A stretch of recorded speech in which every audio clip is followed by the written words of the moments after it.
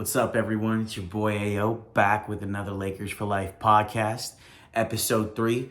Today, we're going to be covering the Summer League Lakers, giving you a breakdown and a recap of the players, the action, and did we disappoint or did we do well? So looking forward to getting into that. And again, with any of the content, like it, hate it, just drop a comment and debate it. It's plain and simple. So leave your comments down below and let's chat about these Lakers. But let's get into it. I was fortunate enough to go to this year's Summer League in Las Vegas, which was my first time. It's kind of crazy, but thoroughly enjoyed it. Got to see Wembanyama a couple times. Got to see Scoot. Got to see Brandon Miller a couple times. And of course, got to see our Lakers on Friday and Sunday, which was a great experience to watch them live. For those of you who haven't been to Summer League, it's a super cool experience. Building was lively. The Wembanyama game completely sold out to the brim. The Lakers games had a lot of energy. There were a lot of Laker fans out there. A lot of people roaming around. Got to see a bunch of players in the different casinos and hotels. Overall, just super lively atmosphere. Bounced back between both arenas at UNLV to watch some games, but had a great time. And got to see our team in person, which was really cool. Summer League came with, I'd say, from a record standpoint, mixed success. In Vegas, we finished off 3-2, which is not bad. We didn't make it into the Summer League playoffs. Had a huge blowout against the Grizzlies, which could have gotten us into that top 4. But I think it was productive. We got to see and look at a lot of different players and get a decent sample size of these players, and to formulate some opinions and kind of figure out, okay, where do we go from here? So, I want to break down the players, the new people we drafted, the players that returned for the second Summer League stint, and, what was unique about each player and, what can we expect from them moving forward. But to kind of start, we'll begin with Alex Fudge. He was an undrafted rookie out of Florida, about 6'8". We signed him to an Exhibit 10 deal, and an Exhibit 10 deal that brings him into our training camp on our roster, and we can assign him to our G League team, South Bay Lakers. Alex Fudge is 6'8", super raw and athletic. He almost reminded me, as kind of crazy as it is, just kind of a baby Jared Vanderbilt. But very long, very rangy, can jump out of the gym, but very raw in skill. I thought, he was an interesting prospect to bring on in Exhibit 10. He was in the rankings for the top 40 undrafted players after the draft was completed. So he was in that top 100, kind of towards the bottom near 100, but very athletic player. We saw some cool breakaway dunks from him. Got to see him block some shots, get some steals in the passing lane. But overall, he was going to be a project player, beyond a project player, and that's what he definitely came out as. A project player is going to take some years. We'll see how he develops in the G League, but has all the capabilities to become a really good defender. Needs to fill out his body a little bit more, but, athletic as you can get. And we definitely saw that on display there. He got some spot minutes, some decent run, but again, not one of our primary players. He's a tantalizing prospect, so you would say, anytime you're 6'8", athletic, and can defend, you're always going to have your eyes open. He'll be a South Bay Laker for us. We'll see him in preseason. But, someone we're going to keep tucked, under the covers and sheets and see if we can develop him over time. Is he a two-way prospect? I don't know necessarily. I don't think so. And we'll get into more of our two-way players shortly, but he showed limited offensive ability. And, in this game, Jared Vanderbilt's a great example. If you're going to be a specialist at defense, you have to defend at a high level. But even at that standpoint, you could get played off the court. So not a player I think we're going to see very minutes from in the season next year. Things could change, but we have a lot of wing depth already. But someone to look out for. If you catch South Bay, G League games, someone will keep an eye out for. Very athletic, and we'll see how we can refine his skills. So with that said, the next player that we'll talk about was undrafted as well. His name's Colin Castleton, 6'11" center, also from Florida. We immediately signed him to a two-way deal after the draft completed. He was at the top of the list of the top 40 undrafted players. And what's interesting about Colin Castleton is he decided to forego signing or with any team in the second round. His agent pretty much told teams like, hey, don't draft us. We want to be undrafted.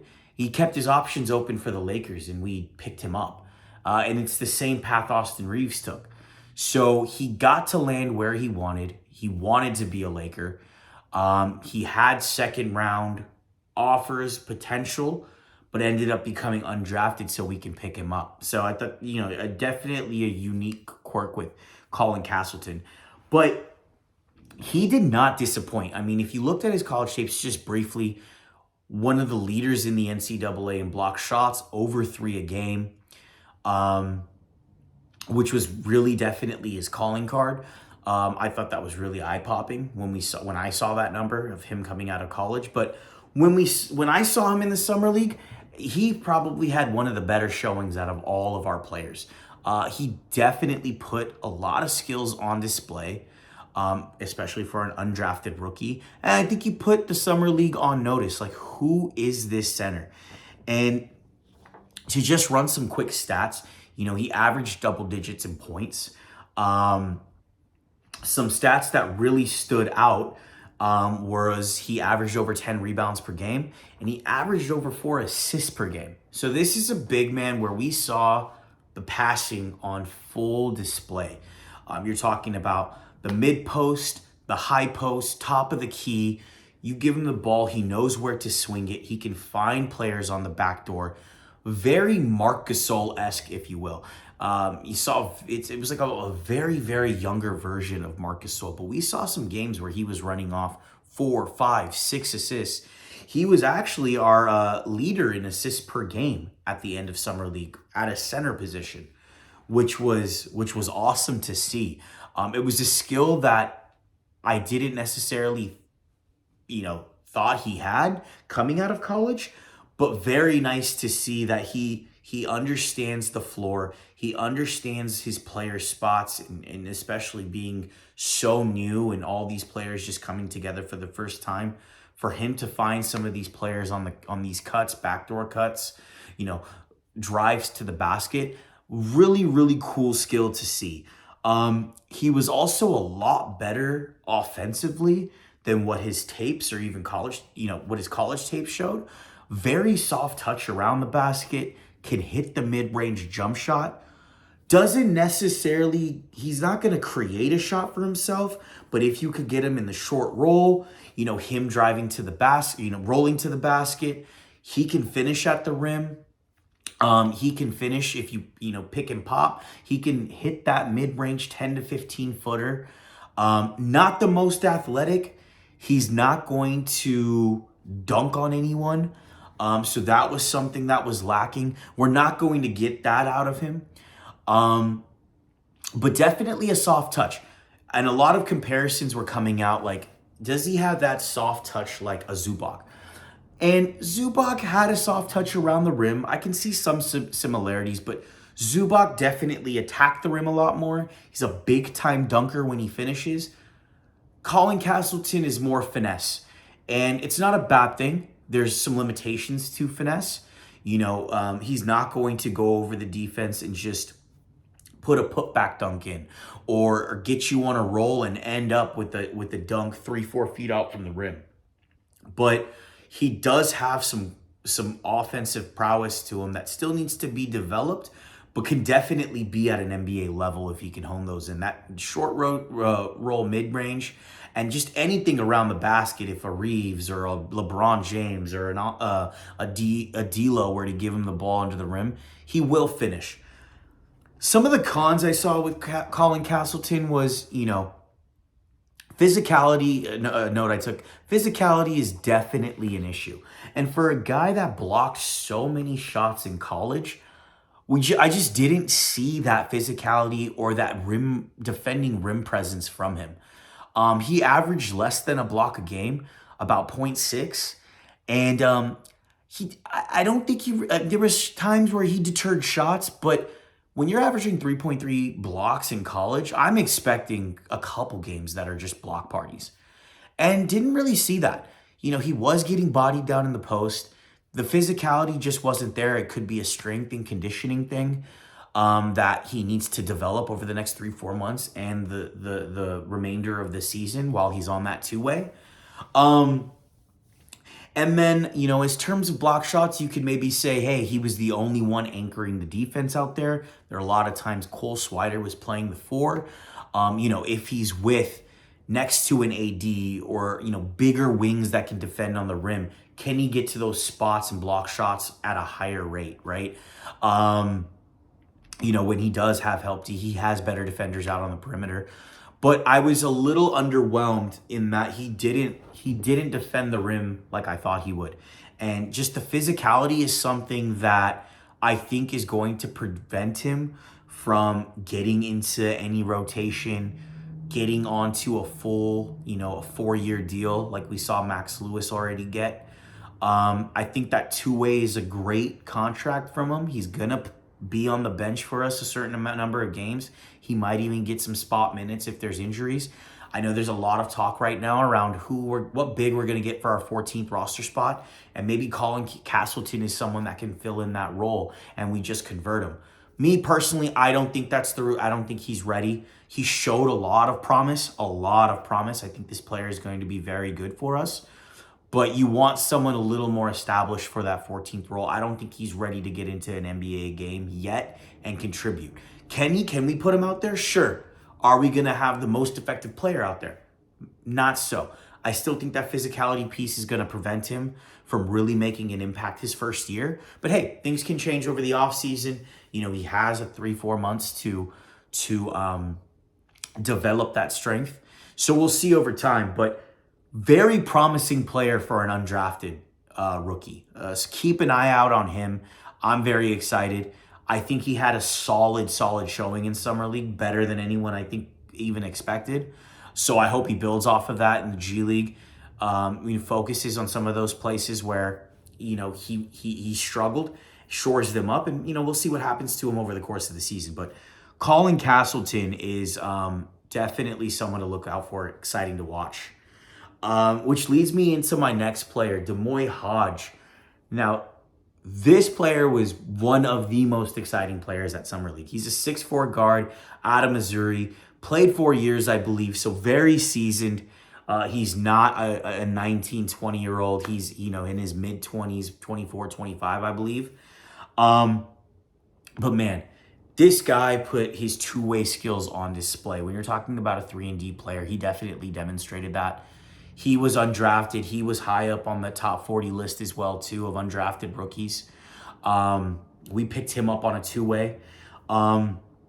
He was a big-time shooter in college.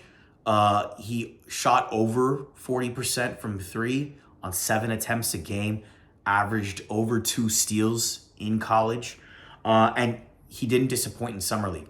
Finished shooting over 40%, or right at 40% from 3 on a lot of attempts. It was about, if I'm checking Real GM right now, he attempted 9 threes a game in Summer League, which is a ridiculous amount, and shot the ball in a 40% clip. There was one game that, he did not shoot well. It was like a 1 for 9, 2 for 9 type of game in game 4, which kind of messed up his percentage, but he was consistent throughout Summer League.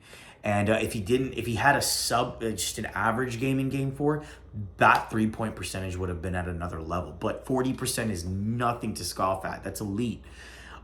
Sneaky good defender, finished off averaging 1.8 steals a game, had a big game 5, the last game of the Summer League, where he dropped 7 threes on over 60% shooting from 3. Multiple steals, I think right around 4 steals in that game, really bumped his average up. But he's a scrappy defender. He gets into the passing lanes. He's going to remind you of KCP if you haven't watched him play. Baby KCP, a little bit smaller, shoots the 3 the exact same way, can do it off the bounce, can do it off catch and shoot, but just a lethal 3-point shooter. And he, very scrappy defender, and loves seeing the two-way play. He was definitely a bright spot in the Summer League for us. Not sure if he can get into the rotation as well. We'll get into some of our other guards shortly.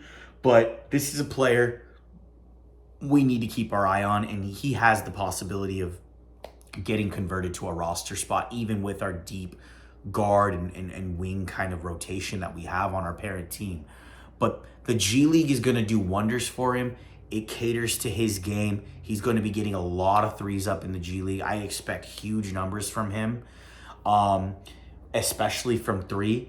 And he's a player where I can see that two-way conversion happening, especially if our 14th roster spot is a big that we can depend on. I can see us converting Demoy Hodge. He'd be, a third, fourth guard in the rotation, but someone, if, there's injuries that take place, I think he can get into the game and make things happen. Whether it's with Reeves, D'Lo, LeBron, he knows his spots. He knows his game. He's a mature player. He's very seasoned. And I can see him hitting some threes at the NBA level. Very exciting pickup. I mean, the Buses did so well with our undrafted players between Colin Castleton and Demoy Hodge. Knocked it out the park. I think these are 2 players that we're going to be talking about beyond this year as well. But Demoy Hodge was a very, very nice sight to see, and I'm looking forward to his development over the course of the year and seeing if he even ends up with us on a real deal. This takes me to Max Lewis. He was our 40th pick in the draft, and if you remember, we paid $4.4 million to move up from 47 to 40, and it was specifically to draft Max Lewis. He came from Pepperdine. He's 6'7", averages around 17 points per game. He was the guy. He was their 3-and-D player. He was their number 1 scorer. He had hit the ball in his hands quite a bit. 3-and-D archetype, very rangy player. Another prospect I was super excited about. And, people were calling him the steal of the draft when we got him at 40. When it came to Summer League, you're going to see the 5.4 points per game and be underwhelmed. He didn't have the biggest of games. I think he got into double figures one game.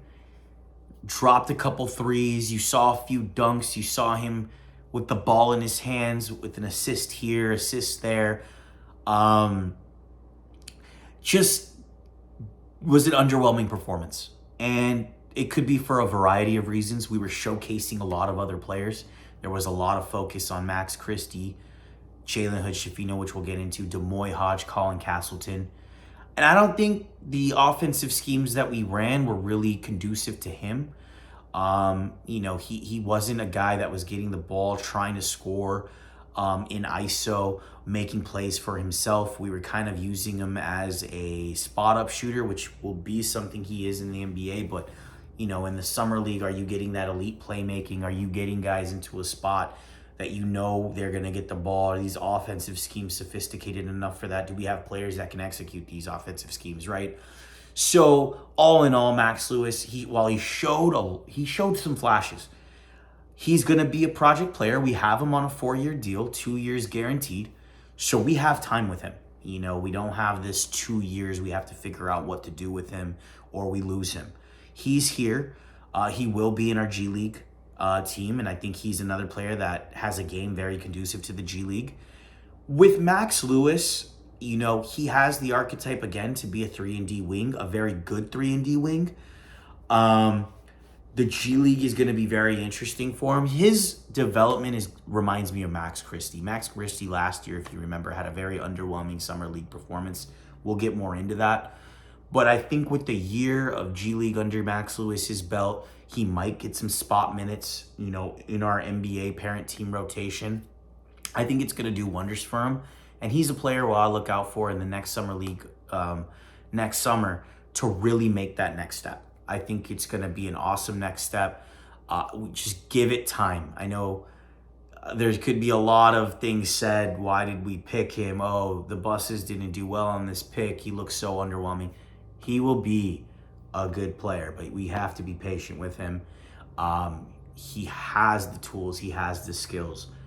But it's just going to take time. But we do have him locked up on a deal, which is fantastic. So we'll see how he develops over the course of the year. But not the performance I think everyone was excited about, that we thought we were going to see, him putting up numbers. Definitely didn't get that from Summer League, but don't give up on him just yet. Keep him in your back pocket. Let's see what happens. So if we go into JHS, Jalen Hood-Schifino, we draft him at number 17. This was our premier pick. The first thing you're going to be saying is, why didn't we draft Cam Whitmore? I think that's been on Twitter over the past week. Cam Whitmore just got the NBA Summer League MVP. I will not lie. I thought we should have drafted Cam Whitmore at the time. He was there. He was a top 7 projected pick. Why not, right? But we ended up with Jalen Hood-Schifino. He's a point guard from Indiana, about 6'6", 200 pounds, very sturdy kid. And on my pod that I did with Lakers Nation, I mentioned, he's just got a lot of ball IQ. He's got a lot of grit. He's got a lot of dog in him. And he's got these intangibles that you can't teach. They're innate. And I think that's put a solid foundation in place for him. Now, when you look at the numbers Cam Whitmore put up, they were huge. Jalen Hood-Schifino finished at 12 points per game, 4 rebounds, 3 assists. Not the most stunning stats, right? They're not eye-popping. He attempted 15 field goals a game, quite a bit. Didn't shoot at a very effective level. A little better from 3 than I thought he would be. He finished, if we look at the stats right now, about 36% from 3. Only 31% from the field, which is concerning. At Indiana, he wasn't a great shooter. I think he finished his freshman year at 33% from 3. Didn't get to go to the basket at all because they had 2 bigs that they played in a traditional sense under the basket. So very little room for him to dribble, drive, attack the rim, and finish. He was a mid-range killer in college. He's a drop coverage killer is what they call him. So if you're drop covering on a pick and you give him space off the screen because you're dropping back to the bigs that is now rolling, he is going to take that mid-range shot and he's going to hit it. We saw that mid-range game on full display in Summer League. And while the efficiency wasn't there, I loved the aggressiveness that he came with. He knew what type of player he was, and he was not scared of the moment, and he wanted to make things happen, and he was trying to get to the rim. He was shooting threes. He was shooting from the mid-range. That percentage will get better as the game slows down. He gets into, more refined offensive schemes with more skilled players, right? I don't think he's going to be a rotation player right away. We have D'Angelo Russell. We have Gabe Vincent. He's going to do maybe some time down in the G League. But he is an NBA-ready player. I mean, he had a solid summer league. Nothing to sneeze at. And we can talk about Cam Whitmore all day. But Jalen Hood-Schifino is going to be a good NBA player. And he's got the right mentality. He's got the IQ. He's going to work on his game. And I definitely think there's a place for him on our roster. And I think he's going to be a big piece for us over the course of the next few years as he develops. There was games where Max Christie didn't play. Game 4, I thought he could have. I was excited to see him lead that game. and, really have a dominant game. We didn't see that, so that was a bit underwhelming. I wouldn't call it a red flag. A very individualistic game in Summer League. You're not running, specific play schemes. You try to, but at the end of the day, it's almost a glorified street ball game in some cases. But I think he's going to be good. Give him some time. He has the skills and the makings to be a very, very solid point guard. A lot of similarities to D'Lo, so I can't wait for them to be in the gym together. But, not going to get a lot of run for us, I don't think. If a point guard goes down, we still have Reeves that can run to point. But I do think he'll get some spot minutes. We'll find some time for him. And I think over the course of the year, he's going to develop. And I think he's going to have a huge Summer League next year. But keep a lookout for Jalen Hood-Schifino. I'm very excited for him. I think he's going to be a very, very, very good player for us. And he was a lot better, and he showed a lot more than even what he did in Indiana, which was great to see. So keep an eye out on him. I thought he had a solid Summer League. And he'll be just fine. He'll be just fine. So those are our new players that we drafted in this year's draft. We had 2 returning players to the Summer League roster, which we'll touch on. We'll get into Cole Swider. Again, he was that elite three-point shooter that we saw last year. 50% from 3 last year in the Summer League. Completely torched the G League. And he came into this Summer League, and what I wanted to see from him was, okay, we know you're a shooter. We know you're a shooter, but can you do other things? Have you developed any other part of your game that can help you get into the rotation, onto an NBA roster? Can we rely on you? I mean, he shot 42.5% from 3. It was down from last Summer League, but still respectable. Still the highest on the team, I believe. But again, that's all he showed in Summer League. He showed that he's a specialist. Even Duncan Robinson, who I've comped him to quite a bit, is mobile. Duncan Robinson even showed in the last year's playoffs that he can even finish at the rim. Cole Swider just showed that he was slow, did not improve at all defensively. Even rebounding wasn't the best. He was there. It's very hard to see him get in our rotation unless we have a very specific player set around him. Players that can defend, that can mask his shortcomings, can rebound. And he needs players that are going to attack, find him on the wing, and he's just got to knock these things down if he has any chance. He's on a 2-way right now. We need 15 rosters spots filled in order for us to keep 3 2-ways. And if you remember, Colin Castleton and Demoy Hodge are both on 2-ways. So in order to keep Swider on a 2-way, we need to fill up all 15 spots. We may or may not. I think at this point, and I think Lakers Nation can concur, I think the Cole Swider train might have left. If we don't keep him on the 2-way, I don't think I'd lose sleep. Some team might pick him up and he might be a gem for them, but I don't see him getting any minutes, even though he's a specialist at 3. There's just too many shortcomings in his game to stay on the NBA floor. And until he shores that up, I just don't see a path for him. And it was really disappointing. I was hoping we'd see a lot more from Cole Swider, but we didn't. And his fate is to be determined. But, I was a Cole Swider fan. Keyword was, I don't know if I'm there. I don't know if I'm there anymore. So, we'll see what happens with Cole. Wasn't the best Summer League showing. He's very redundant from last year.